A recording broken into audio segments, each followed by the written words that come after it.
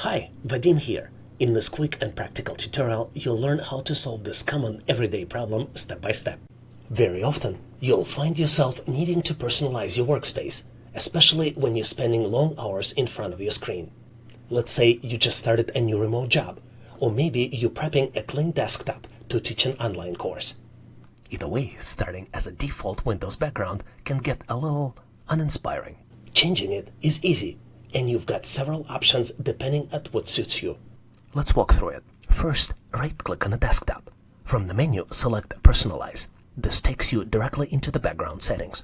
Here, you can click on the Background tab, and your choices for personalization are Picture, Solid Color, Slideshow, or Windows Spotlight. If you select Picture, click Browse to pick any image saved on your PC. Choose something professional, maybe your company logo or a calming nature scene, or maybe a picture from your last trip to Florida. For Solid Color, you can pick from a set palette. This is perfect if you want a distraction-free look while working on the spreadsheets or presentations. Slideshow lets you pick a folder of images. Windows will cycle through them at intervals you set. It's a nice touch if you like variety without having to change it manually. And here's the pro tip for you.